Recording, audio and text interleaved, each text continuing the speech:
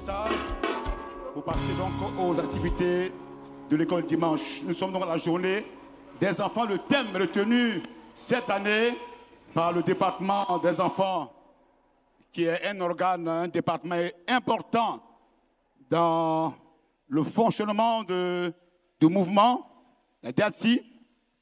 Et ce département donc a donné ordre que dans toutes les régions, la journée soit respectée. Le thème est celui-ci, notez-le: un enfant consacré pour faire éclater le règne de Dieu, le rôle et la responsabilité des parents. Un enfant consacré pour faire éclater le règne de Dieu, le rôle et la responsabilité des parents. C'est un thème qui cadre bien avec notre thème annuel, le thème de Sinaï 2024, année du règne, la puissance et de la gloire. Pour donc dire que les enfants sont dans la vision. 3 textes de base, alors qu'il est 10h32. 3 textes de base: Deutéronome 6, versets 6 à 7, Matthieu 19, verset 14, et Luc, le chapitre 1, verset 16, texte en rapport avec l'enfant Jean, qui est né, fils de Zacharie. J'ai fait la lecture du premier texte. On peut se lever, chers frères et sœurs. Ces commandements que je te donne aujourd'hui seront dans ton cœur. Dans ton cœur, toi, parent, tu les inculqueras à tes enfants et tu en parleras quand tu seras chez toi à la maison, quand tu marcheras sur le chemin, dans ton cheminement, quand tu te coucheras et quand tu te lèveras. Quand tu te lèveras, quand tu te coucheras. Matthieu, chapitre 19, verset 14, dit Jésus: laissez les enfants, les tout petits, venir à moi et ne les empêche pas, car le royaume des cieux est pour ceux qui leur ressemblent. Luc chapitre 1, verset 16.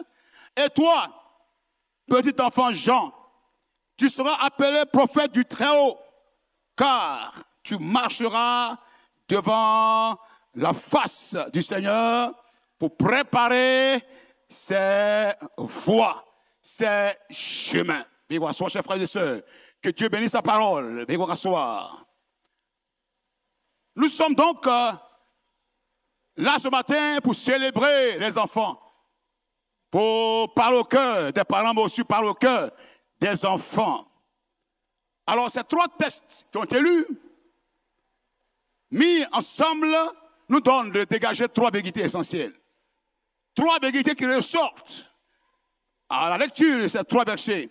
Premièrement, c'est l'importance de l'enseignement continu.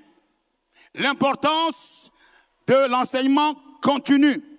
Car il est dit que les commandements que Dieu donne à son peuple est un enseignement qui concerne les parents, dans le cœur des parents. Mais ce message doit être évident. Et les parents doivent les inculquer à leurs enfants. Ils doivent en parler. Ils doivent marcher tout le long du cheminement de l'enfant. La parole de Dieu, le contact avec Dieu doit être établi quand tu te coucheras et quand tu te lèveras. Deuxième vérité dégagée après la lecture de ces 3 passages, c'est la valeur spirituelle de l'enfant. Parce que Jésus fait référence aux enfants. Il le dit, parlant aux disciples qui rabrouaient les enfants, il le dit: laissez-les venir à moi. Et ce n'est donc pas la peine de les empêcher. Ne créez pas autre chose. Ces enfants ont de la valeur. Et Jésus les place au milieu pour les prendre comme un exemple. Alors ce matin, nous allons parler de la valeur spirituelle d'un enfant. Et troisièmement, c'est un texte en rapport avec Jean, le prophète Jean. Il a dit ceci: que Jean allait être un serviteur du Très-Haut. L'enfant Jean, le petit Jean, avait en lui un potentiel prophétique, une valeur pleine. Ce n'est pas un semi-homme, ce n'est pas un demi-homme. L'enfant a une âme, un esprit, un corps. Mais ce qui le rend petit à nos yeux, c'est parce qu'il n'a pas encore eu le développement physique nécessaire. Mais pourtant, le potentiel est là, la valeur est là, le contenu est présent. Alors, nous retenons 3 pensées essentielles. Le thème, un enfant consacré pour faire éclater le règne de Dieu, soulève des questions profondes sur la place de l'enfant dans l'Église, dans les affaires du royaume. Deuxièmement, des questions sur la qualité du cœur de nos enfants. Et troisièmement, le rôle crucial des parents dans la formation spirituelle de leurs enfants. Un enfant consacré pour faire éclater le règne de Dieu, le rôle et la responsabilité des parents. Parlons d'abord de la place de l'enfant dans l'Église et dans les affaires du royaume. Le premier élément que nous pouvons retenir, c'est que la Bible fait référence au Sauveur. Dans Ésaïe, le chapitre 9, verset 6, il dit « Car un enfant nous est né, un fils nous est donné, et la domination reposera sur son épaule, et on l'appellera admirable, conseiller, Dieu fort, Père éternel, Prince de la paix. » Il n'est pas dit « Car un vieux nous est né ». Il est dit un enfant nous est né. Dans la vision du royaume, dans le champ divin, Dieu prend les choses faibles pour confondre les grandes. Pendant que les hommes valorisent les grands, élèvent les grands, dans le royaume, Dieu est celui qui a la recherche d'un cœur humble, d'un enfant. Et c'est pourquoi les enfants ont une place importante dans le royaume, dans les choses de Dieu. Un sauveur nous est né, emmailloté dans les mains de Marie. Le sauveur est là.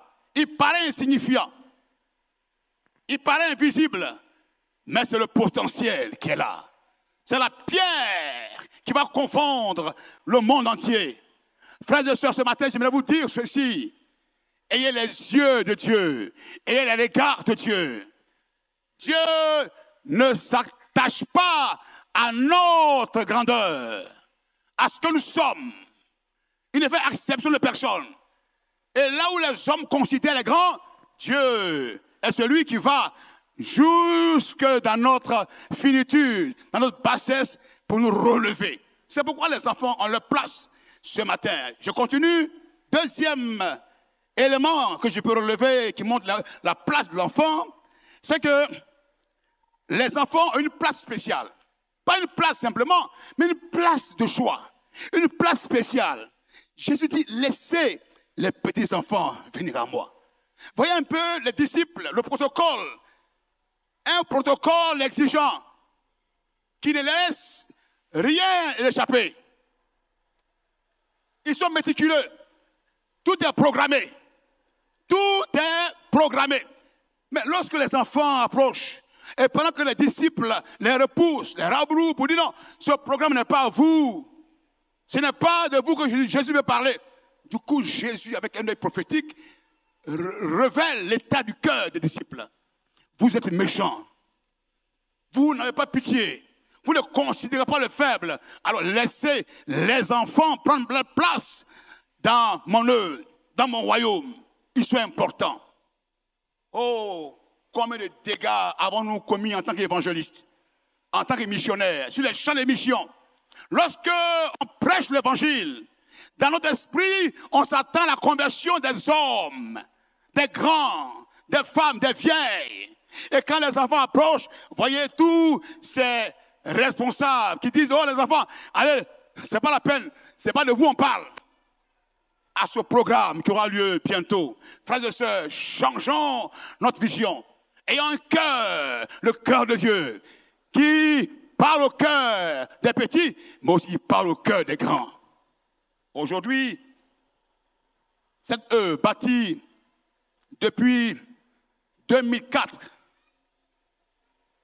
dans toute cette zone de Divo, les enfants que j'ai mis en valeur sont aujourd'hui à l'université. Les enfants que nous avons propulsés sont aujourd'hui dans les sphères importantes de la société. Les enfants ne sont pas l'église de demain. Les enfants sont l'église d'aujourd'hui. Comptons avec les enfants. Un enfant qui a aujourd'hui 5 ans, dans 10 ans, il a 15 ans. Il est en terminale, il est à l'université.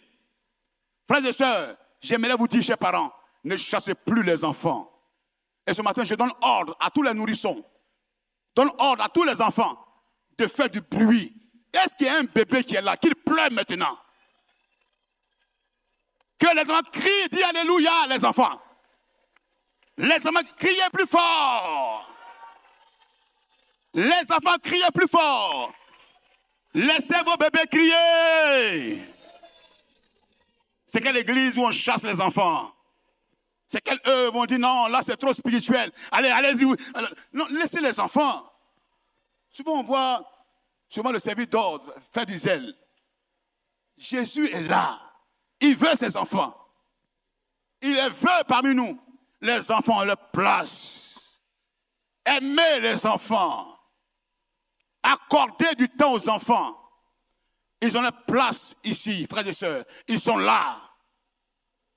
Ce bébé qui est là-bas, viens petit, dites-lui de venir. Il ne comprend pas trop bien ce qui se passe. Il saute. Envoyez-le, prenez-le, s'il vous plaît. Prenez-le. Acclamez très fort cette âme. Voilà. Qu'il vienne. Maman vient avec l'enfant. Maman vient avec l'enfant. Oh, j'ai été porté comme ça dans les bras du missionnaire. Je devais avoir 6 ans, 7 ans. Ça va petit. Et aujourd'hui, l'image est très forte dans mes yeux. C'était précisément à Koumassi, en face du bloc célibataire, vers le terminus 25. Un vieux couple blanc, baptiste missionnaire. Ils sont déplacés depuis l'église baptiste missionnaire de Koumassi. Et ils sont rendus chez moi à la maison, au numéro 2677. Ils sont arrivés, tout le quartier était en ébullition. Un blanc. Le blanc est venu. Et tout le quartier. On dit, mais il est venu voir qui? Il demande à s'asseoir et il dit à mon oncle que je suis venu chercher, voir Fulgence. Le missionnaire blanc avec son épouse se déplaçait pour un enfant. Un enfant qui est au cieux d'eux. Cette image est forte. Et ça m'a traversé tout le cœur. Aujourd'hui, l'image est là. Je crois bien que cette image, cette visite a été pour beaucoup de choses dans ma vie spirituelle. Aujourd'hui, je tiens la main de ce petit. Cette image, donnez-la à sa mère. Dites-lui, il y a un pasteur qui a prêché un jour. Et il a parlé de toi. Acclamons très fort le Seigneur pour cet enfant.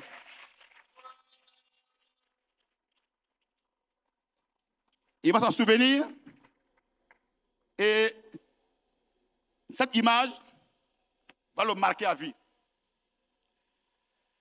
La place, l'enfant. Les enfants ont une place spéciale dans le royaume. Parce que Jésus leur dit de venir, de ne pas les empêcher. Qu'il n'y ait pas de programme pour abouler les enfants, mais au contraire les aimer. Je continue rapidement. Alors, dans Apocalypse, le chapitre 20, verset 12, là, devant le trône, il y avait les grands et les petits.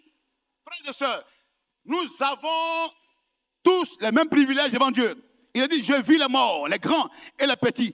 Devant le trône, les livres furent ouverts. Et les enfants aussi avaient leur nom inscrit dans le livre de vie. Il n'y a pas de distinction. Il n'y a pas de distinction. Les distinctions terrestres perdent leur valeur devant Dieu. Et c'est pourquoi les enfants ont leur place dans le royaume de Dieu. Le salut les concerne. La vie les concerne. Le point D, les enfants ont leur place dans l'église parce qu'ils sont quelquefois des solutionneurs, des dépanneurs. Ce garçon qui, avec ses 5 pains et ses 2 poissons, a été quelqu'un, un enfant qui a dépanné le ministère de Jésus. Il n'avait rien, mais l'enfant a donné ses 5 pains et ses 2 poissons. Grâce à son offrande, Jésus a accompli un miracle en nourrissant une foule de 5000 personnes. Un simple geste de générosité peut être utilisé par Dieu pour accomplir de grandes choses. Les enfants sont importants. On les place dans l'église. Dans la parabole de Matthieu, le chapitre 13, verset 31, il a dit, le royaume des cieux est semblable à un grain de moutarde qu'un homme a pris et sémé dans son champ. C'est la plus petite de toutes les semences. Elle est plus grande que les plantes potagères et devient un arbre, de sorte que les oiseaux du ciel viennent habiter dans ses branches. Un enfant qui est mis à part par Dieu, un enfant consacré, peut devenir dans le royaume un grand, à cause du potentiel caché dans les enfants, dans leur cœur. On ne voit pas encore ce qui a été planté, mais Dieu voit, Dieu sait que cet enfant, dans 5 ans, dans 10 ans, dans 20 ans, sera un homme de Dieu, sera un puissant missionnaire, sera un serviteur de Dieu. Frères, considérons ces enfants. Un enfant consacré est un potentiel vivant, un potentiel caché. Il a de la valeur devant Dieu. L'enfant Samuel, quand il était petit, alors David était le plus jeune de sa famille. Dans 1 Samuel 16, versets 11 à 13, parlant de David. Et il était insignifiant, mais Dieu l'a choisi pour devenir roi et un leader. Là où les hommes le jettent, Dieu dit non, laissez-le. Bravo ma fille, c'est ton jour aujourd'hui. Que Dieu se révèle à ses enfants, qu'un potentiel caché donne la valeur devant Dieu. David avait un gars insignifiant, une valeur insignifiante. Mais c'est lui que Dieu a choisi pour être un leader, pour délivrer le peuple de Dieu. Cette parabole sur la graine de moutarde est pleine d'enseignements. Qu'est-ce qu'on peut encore retenir? Nous pouvons retenir à travers cette parabole sur la moutarde, la graine de moutarde, retenir que les enfants ont un impact énorme. On ne les considère pas, mais leur présence fait la différence. Ma mère vendait du poisson au marché de Makori et j'étais petit près d'elle pendant qu'elle découpait le poisson. Et c'est ainsi qu'une femme, une femme de valeur est venue acheter le poisson. Et quand ma mère a découpé le poisson, la dame, avec des doigts de voleuse, a commencé à ramasser le poisson et elle a ajouté, elle a pris le poisson sur la table, pendant que ma mère était allée faire la monnaie, elle a pris le poisson, elle ne savait pas qu'il y avait un potentiel caché qui était là. Et c'est comme ça, elle a ramassé le poisson, elle a mis dans son panier. Et quand ma mère est venue, je lui ai dit, mais maman, tu n'étais pas là, mais la femme là, elle a pris les poissons là, et puis elle a mis dedans. Et la femme a discuté avec moi. Et c'est comme ça, ma maman a dit, bon, montre-moi le seau, je vais voir. Elle a d'abord hésité, mais quand elle a ouvert, le seau contenait du poisson volé. Ah, ce jour-là, elle m'a mis en valeur au marché. Les enfants voient, chers parents, les yeux que vous voyez petits comme ça, voient loin. Parlons des parents souvent qui se mettent nus devant les enfants. Non, ils ne voient rien. Il dit, l'enfant voit. L'enfant voit. Il voit bien et aussi voit les choses mauvaises. Il faut les considérer. Ils ont un impact fort. Troisième élément dégagé à travers la parabole de la moutarde, la grande moutarde, c'est que le royaume de Dieu s'étend à travers les petites semences de foi. Une œuvre qui commence avec la conversion des enfants, frères et sœurs, c'est surprenant. C'est surprenant. On a vu ces choses. Là où il n'y avait pas d'adultes, on a créé un système pour l'encadrement des enfants. On les a mis en valeur. On les a mis en valeur.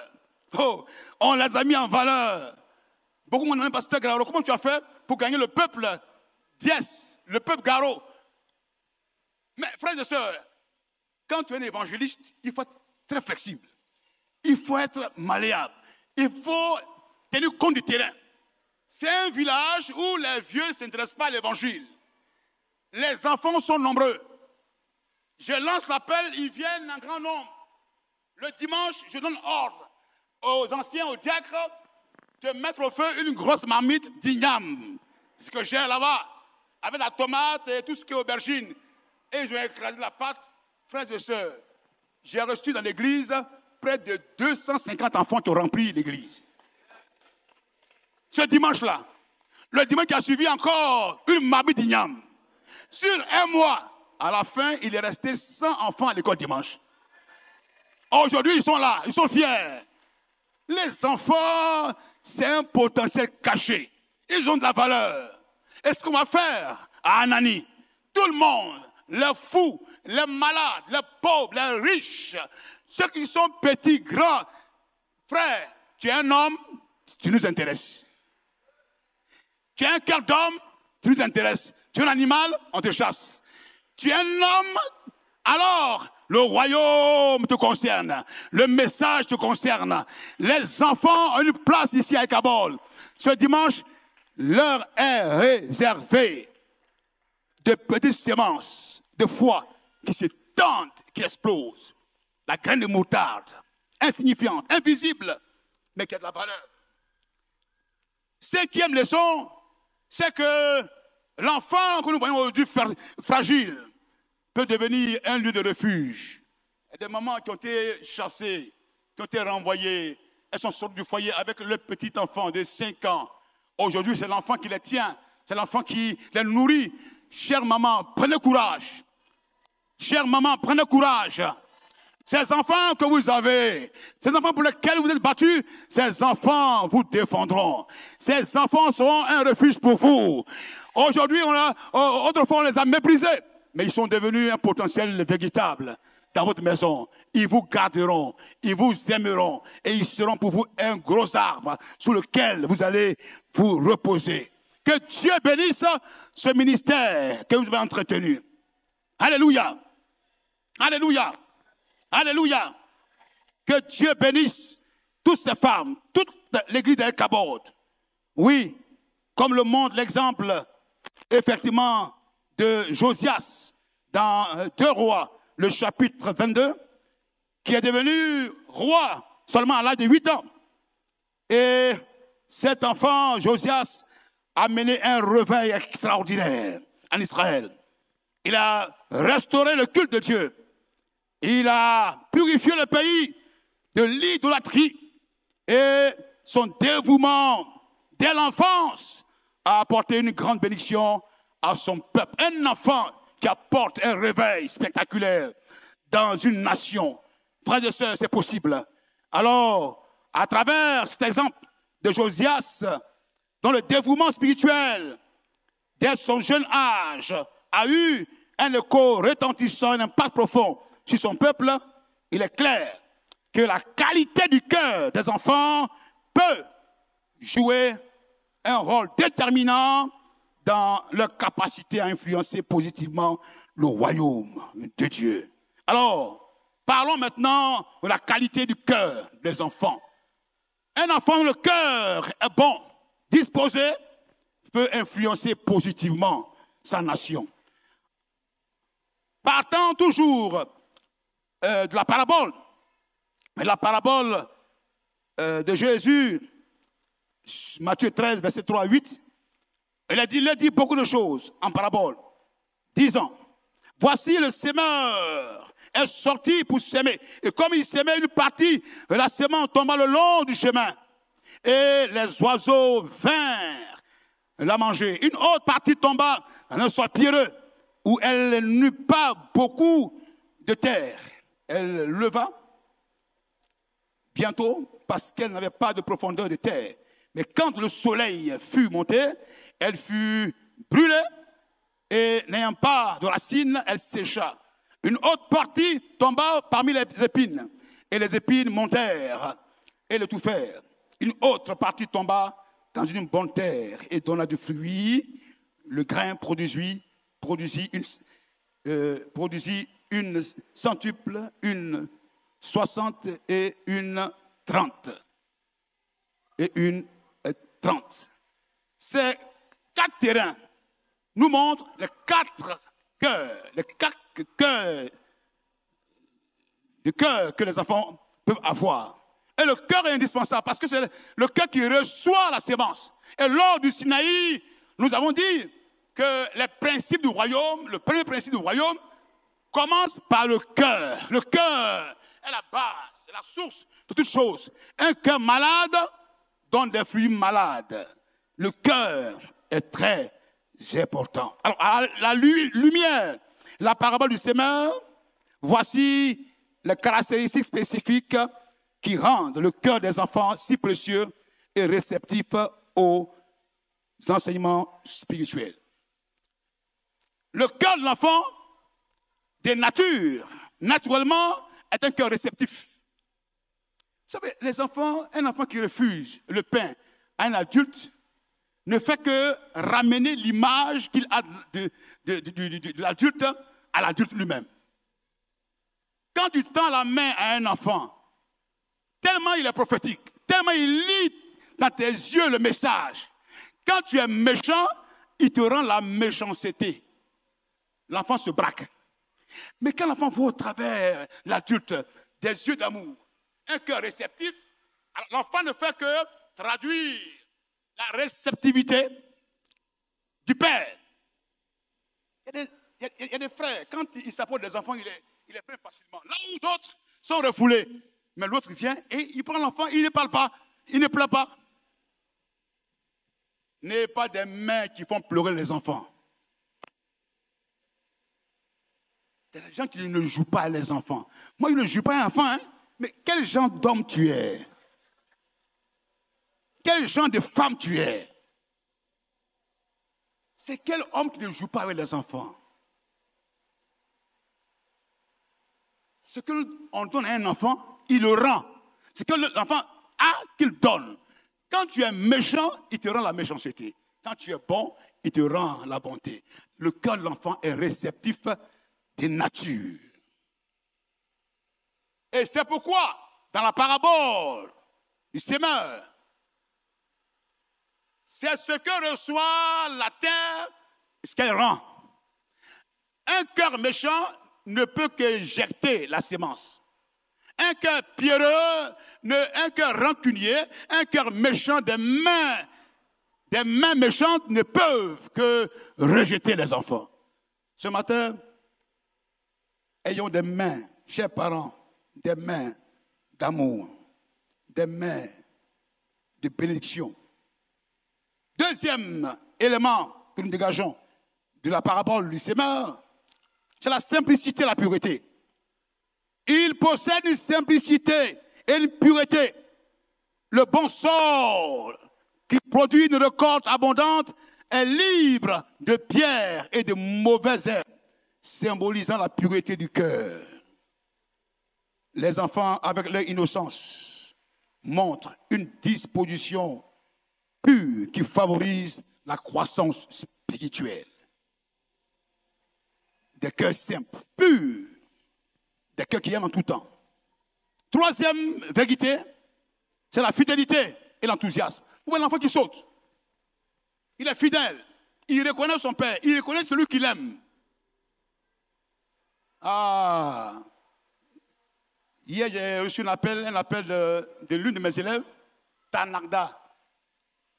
Tanagda. Cette jeune fille, très petite. Elle devait avoir l'âge de 6 ans. 6 ans ou 5 ans et demi. Mais tellement, dans l'école, à San Pedro, j'avais un soin particulier sur les enfants. J'étais au CP1, puis le CP1 jusqu'au CM2. Et les enfants que j'ai pris au CP1 étaient tellement attachés à moi qu'ils allaient dire à leurs parents de leur donner des aubergines, des ignames, qu'ils les envoyaient à l'école le soir. Ma femme ne faisait aucun effort. La cuisine était remplie des dons des enfants. Qu'un enfant défait sur lui, je le prends et je le lave. Ce que j'ai dit, je le fais. Je prends du savon et je lave l'enfant. Mais cela a marqué les parents. Et les enfants eux-mêmes ont été marqués. Et les enfants étaient tellement collés à moi que lorsqu'on m'a demandé de rester au CP1, les enfants ont dit non, nous allons revenir au CP1 à cause du maître. Frères instituteurs, éducateurs, nous avons encore le cliché des maîtres méchants qui frappent les enfants, mais qui ne rient pas dans leur chemise rouge le vendredi. Dictez le contrôle. Ah, quelqu'un se rappelle d'un maître qui l'a terrorisé. Aïe, aïe, aïe, aïe, aïe, aïe, aïe, aïe, aïe, aïe, aïe, aïe, aïe. Alors, dis son nom, dis son nom, dis son nom. Des professeurs, mais aussi de bons maîtres, des instituteurs qui nous ont aimés et qui nous ont rendu visite. Cela marque les enfants. Les enfants sont fidèles. Et aujourd'hui, cette jeune fille qui est mariée, elle se marie, un jour elle m'appelait avant-hier. Mais monsieur, tu es là. Il dit, monsieur, madame pasteur. Il dit, ah, on le savait, on savait. La fidélité et l'enthousiasme. L'enfant est enthousiaste. Alors, ce cœur qui est simple, ce cœur qui est enthousiaste, ce cœur qui est fidèle a des ennemis. Et c'est sur cela que je voudrais aller rapidement en 5-10 minutes et terminer. Les ennemis du cœur de l'enfant, il faut y veiller, chers parents. Le Sinaï 2024 est le Sinaï du règne, la puissance et la gloire. Tout a été vu sous l'angle des paraboles, des principes du royaume. Et c'est sur cela que je m'attarde ce matin. Dans la parabole de Matthieu 13, 3 à 8, parlant des types de sol, le sol durci au bord du chemin parle de l'incrédulité. L'incrédulité guette les enfants. Ce cœur qui est fragile, ce cœur qui est aimant, ce cœur qui est fidèle a des ennemis. Le diable cherche à endurcir. L'enfant est l'enjeu. Tout se tourne vers l'enfant. Tout va vers l'enfant. Un enfant est l'enjeu du monde aujourd'hui. Les satanistes ne vont pas vers les vieux ou les vieilles, mais les enfants qu'ils veulent recruter, qu'ils veulent former dans leur péché. Et aujourd'hui, on parle du phénomène de Woubi. Y a-t-il ce matin des Woubi parmi nous? Oui. L'église est ouverte, on m'entend. Le premier message, c'est que Dieu vous aime, tel que vous êtes. Mais Dieu veut votre transformation. La vie est simple. Sois ce que tu es. Ne cherche pas à être autre chose. N'entraînons pas les enfants dans ce phénomène. Alors, frère, l'incrédulité, la résistance, tout ce qui est idéologie en-dessus le cœur de l'enfant guette aujourd'hui à travers les TikTok, les médias. On fait tout pour endurcir le cœur de l'enfant. Mais Dieu veille sur sa sémence. Dieu veille sur les enfants. Le rôle des parents est crucial. Veillons que ces ennemis de l'incrédulité soient chassés. Dis Amen. Dis Amen. Amen. Aujourd'hui, si vous entendez sa voix, n'endurcissez pas vos cœurs comme lors de la rébellion. Le cœur n'est pas fait pour endurcir, mais le cœur est fait pour être ensémencé. Deuxième ennemi, le cœur superficiel. Les enfants tellement distraits à l'église ont tendance à être distraits. Cherchons à canaliser les regards de l'enfant sur ce qui est essentiel, sur la parole de Dieu. Et aux parents, faites attention pour ne pas faire de longues prédications devant les enfants. Le matin, l'enfant sort du sommeil, il est là, il sommeille et on ne finit pas avec EBCI là. Petit 1, petit 2, petit 3. Non, donnez le message qui correspond au cœur de l'enfant. On passe à l'essentiel, son cœur est marqué, on le fait prier et on lui dit, lève-toi, va à l'école. L'enfant est superficiel. Et la superficialité guette les enfants pour les détourner. Un esprit d'impulsivité et d'émotion superficielle. L'enfant cherche à être gagné par ces choses, à être menacé par la violence. Veillons que la sémence qui tombe sur le sol pierreux ne développe pas de racines. Dans Philippiens 3, 17, c'est ce que je vais lire, que le Christ habite dans vos cœurs, dans le cœur de nos enfants, par la foi, afin qu'étant enracinés, fondés dans l'amour, enracinons le cœur de nos enfants dans le Seigneur. L'enseignement, combattons les pratiques démoniaques, tout ce qui vient contre l'enfant, son enseignement, et donnons un enseignement solide. Les cœurs encombrés, les cœurs distraits, les préoccupations, le stress pour détourner l'enfant. Que ce cœur soit préservé. Nous retenons à travers cette parabole de l'état des sols que le cœur est au centre de tout. C'est le premier principe du royaume. Le cœur est important. Les enfants aussi se conforment au monde. Ils copient facilement. Alors que peut faire le parent? C'est d'aider l'enfant à l'écoute de l'enfant, tenir sa main, prier pour lui, l'aimer, ne pas le rabouer, mais l'attirer vers nous pour qu'il devienne un partenaire, le partenaire du père, le partenaire de la mère. Ne vous conformez pas au ciel présent, mais soyez transformés par le renouvellement de votre intelligence. Il faut renouveler l'intelligence de l'enfant. Il faut chaque jour le renouveler, l'ensemencer. Il faut apporter la sémence, la nourriture. Et à force d'intervenir, le cœur de l'enfant devient un cœur sage. Terminons avec le rôle des parents. Qu'est-ce que les parents peuvent faire? Toujours à la lumière de la parabole de Matthieu 7, versets 24 à 27.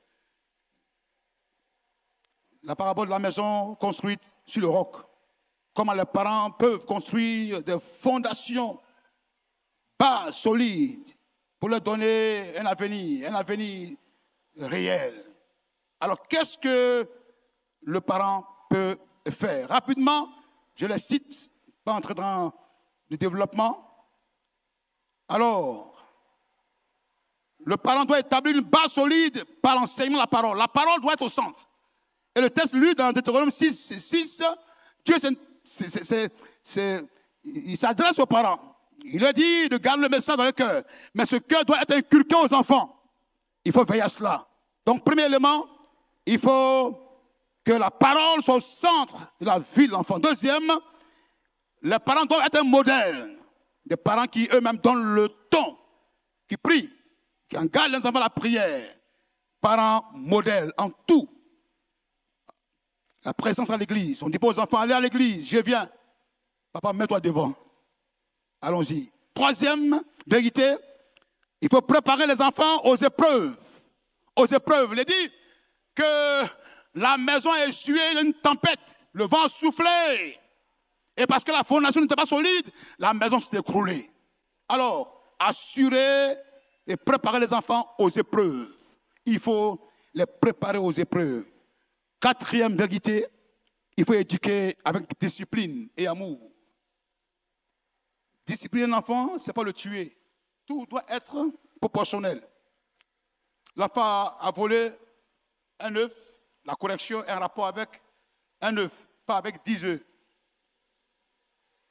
On va le battre jusqu'à ce qu'il réunit la foi chrétienne, que l'enfant voie au travers des regards. Il faut instruire l'enfant selon la voie qu'il doit suivre, et quand il sera vieux, il ne s'en détournera pas. Cinquième vérité, encourager une relation personnelle avec Dieu. L'enfant doit aimer Dieu, doit suivre le Seigneur. Chers parents, nous voici au terme de notre message. Juste donner 2 éléments comme encouragement aux parents dans leur rôle de parents. Offrez un environnement spirituel stable. Engagez l'enfant aux choses du royaume. Les intéresser au programme, les intéresser à la visite. Priez avec eux, les aider. Encouragez l'enfant dans l'engagement de la communauté. Ne pas vivre hors ou reclus, on est toujours à côté. Voilà. On ne s'intéresse pas aux choses de Dieu. La famille, on est toujours en dehors. Implique ton enfant dans la famille. Et ce que nous voulons dire ce matin, que chaque famille ait ses enfants à éduquer. Mettons nos enfants avec nous. Et ces enfants seront notre relève. Pichon, tu es appelé à avoir tes enfants pichonites. Guillaume, éduque tes enfants. Guillaume, Ephrate, où sont tes enfants? Idékel, tes enfants ont besoin de toi. Écris. Ils veulent marcher à la lumière de la vision du pasteur. Établir la notabilité de la famille. Que Dieu vous bénisse, qu'à travers ces 7 vérités, les parents puissent avoir les armes pour conduire leur famille. Que Dieu nous bénisse. Amen. Alléluia.